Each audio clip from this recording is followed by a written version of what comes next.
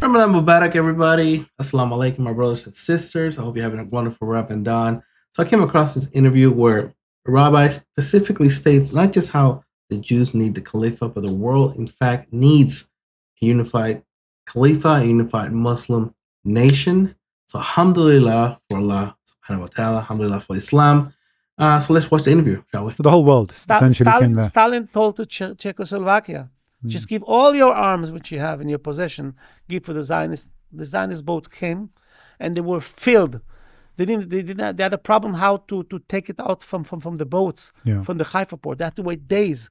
So many arms they had. So, Rabbi, I just want to take you back to this point, because you mentioned the point you started talking about the Khilafat, because there's a clip of you that's gone viral. It's gone very far. From a Jewish aspect, from a Muslim aspect. From a Muslim aspect, it would be a bless for the Muslim themselves. They will be united.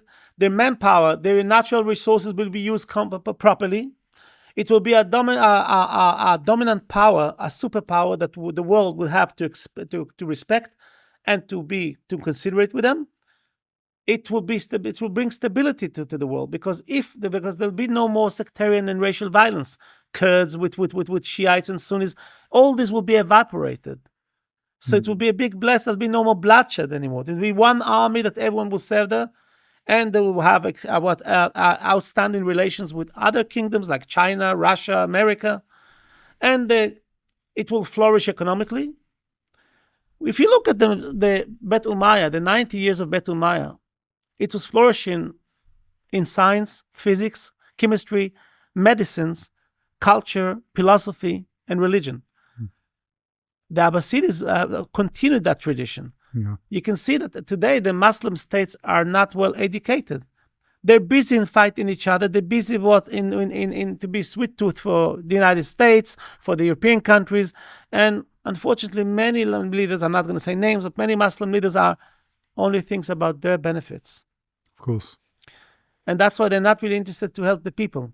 The Khalifat, every Khalif didn't live for himself. He lived for the Khalifat. He was trying to make everything that the Jews and Muslims, everyone should live with prosperity, economy. All the children will be educated. So it's a great thing. I don't understand why it's such a bad idea. Why people say I have a doubt about it. Yeah. For us Jews, Khalifat will be a big bless. Freedom of religion, economy. We're going to flourish. We benefited from the Khalifat, from the Bet Umayyah, from the Abbasids, from the Spanish Khalifat. The Ottoman. Let's go to the Ottoman Empire. Ottoman Empire just continued the tradition of the old Caliphate. They gave a lot. They gave the freedom of religion. They gave I don't know what. Everything was. Some rabbis, the censorship that was in Europe, yes, many rabbis shipped in and exported their books to be printed in Istanbul. Oh, really? Why? Because there they never had, no one heard about what censorship in by the Muslim countries. Blood libel, which we suffered every Monday and Thursday in Europe, no one heard about it. What was that? Blood libel means what we bake our bread in Pesach, before Pesach. We have to bake a special bread without any having. We just take flour with water and we bake it, because when we came out from Egypt, 3,300 years ago, we didn't have a time that the bread would grow like a regular bread. We had to poured water. No yeast, basically. No yeast, basically. We right away put it into the oven. Okay. So that's one of the commandments that our Sayyidina Musa, our Prophet Moses, told us that we have to remember the Egypt, how we get out. We eat for 7 days. For 8 days, we eat this matzah, this bread. The Christians in Europe used to say, in this bread, you mix blood in. You take in a Christian child, you slaughter. Really? Do they say that? You divide his blood into bottles, and you send it for all the rabbis, all the Jewish engineers, all the Jewish rich people, and they buy these bottles, and they pour it into the matzah. So the Jews used to come stand by the bakery when we bake it. According to the Jewish religion, if I have a cut here on my lips, and it's bleeding, I have to wash it. I'm not allowed to drink it. If eggs, when we cook the eggs, we're not allowed to cook an egg when it's completely red. We have to open it to see if it has blood. If it has drop blood, it goes to the dustbin. Okay. The chickens, when we slaughter the chicken, we have to drain out this the blood with salt. No one drop blood has to be seen. And they tell us nothing less than that. They used to take children, Christian children, and slaughter them. Even the Pope used to give letters. Don't believe to this nonsense. The Jews it's very strict by Jews' blood, not to eat blood of animals. It was just basically false stories, accusations, exactly. just to cause problems. And that was, that we used to drink white wine for our religious ceremonies because they used to say that the red wine is blood. So we had to say, the rabbi says, don't use red wine, only white wine.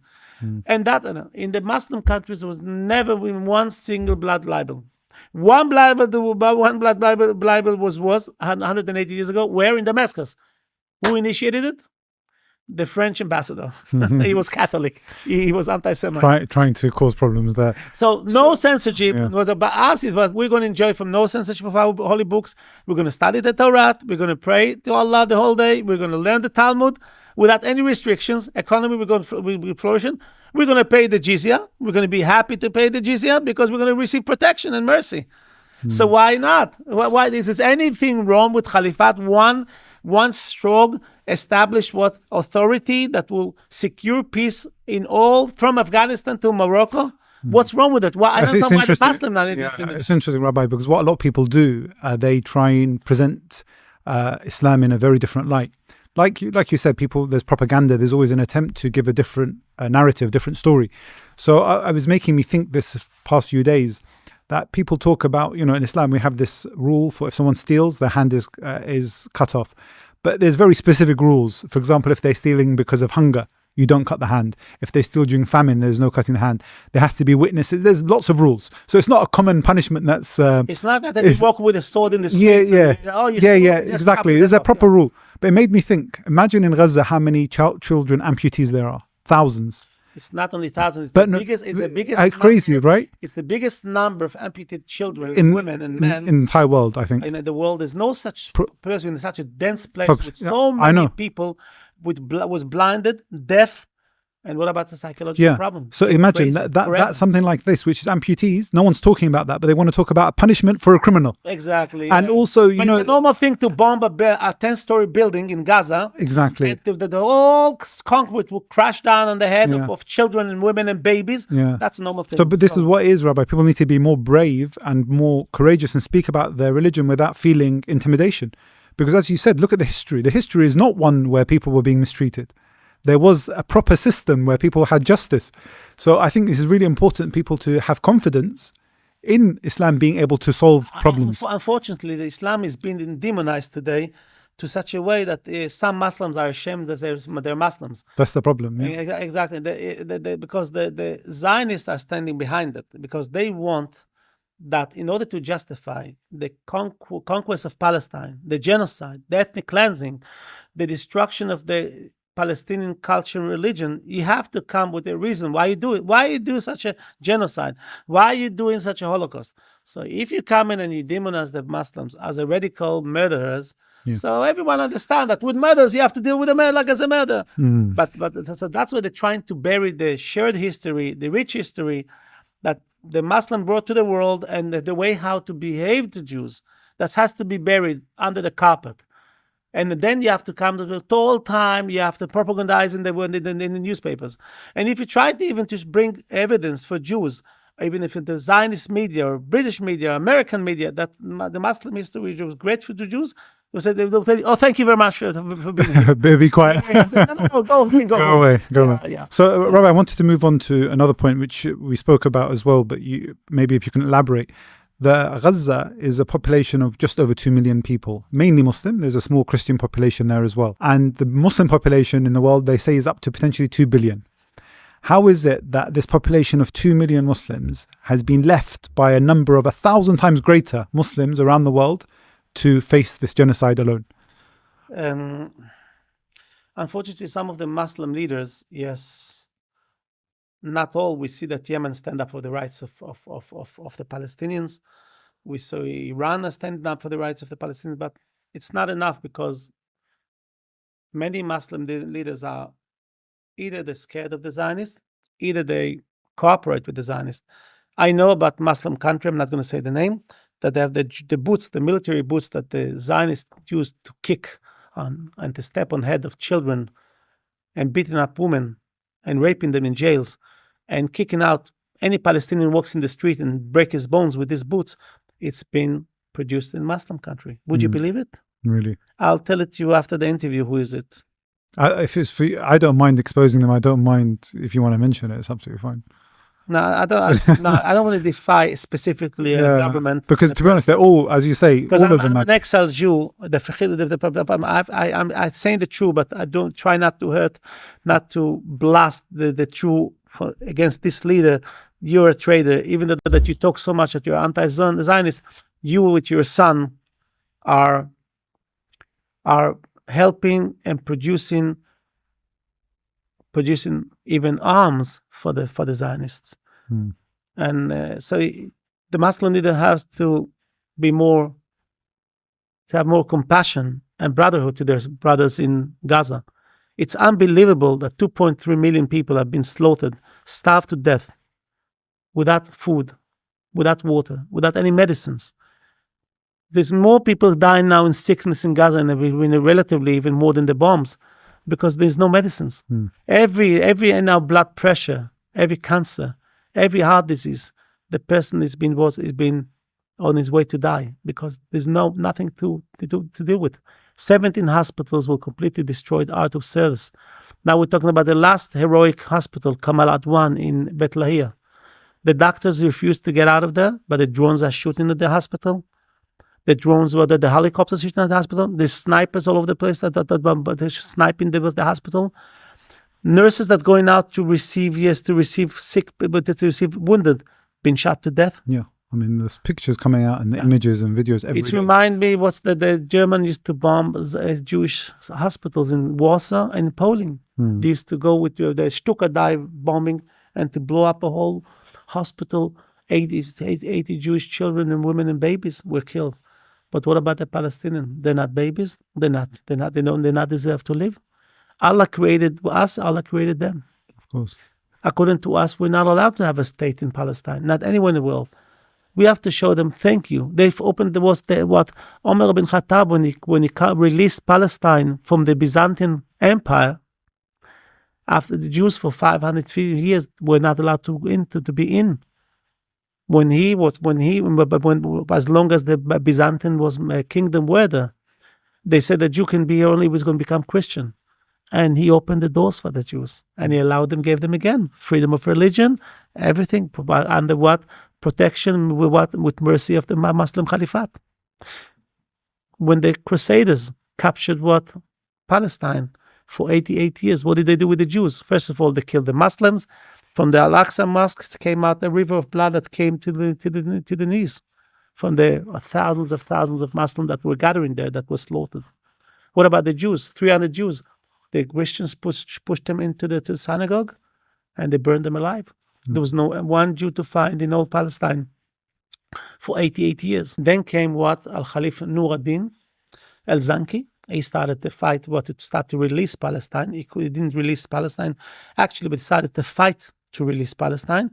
And his adopted son, Al-Nasir Yusuf Salah ad-Din al-Ayyubi, the founder of the Khalifat of Ayyub. He the one who cancelled the Khalifat of Fatimi Khalifat, the Shiite Khalifat in Egypt. And he made the one big Khalifat, Libya, Egypt, Yemen, Iraq, Syria, and Palestine. And he released Palestine in 1187. His personal doctor was the Maimonides, a Jewish doctor, which was one of the biggest rabbis ours. And he was asking kindly, is the Jews allowed to come back? He looked at him with a smile and said, yes, I'm going to give a fatwa allowing the Jews to come back. And they can build their Jewish institution for full religious rights. So it's interesting, the history of Palestine, since the time of Umar al-Khattab radiallahu anhu till now, has had two periods where it has not been under Islamic rule. And both those periods have been stained with blood. Exactly. And every time when the Ottoman Empire took Palestine, Judaism were flourishing back again. Until this cursed day that the Ottoman Empire was dismantled, unfortunately. Yeah. We, the Jews, always, that's what you was asking me.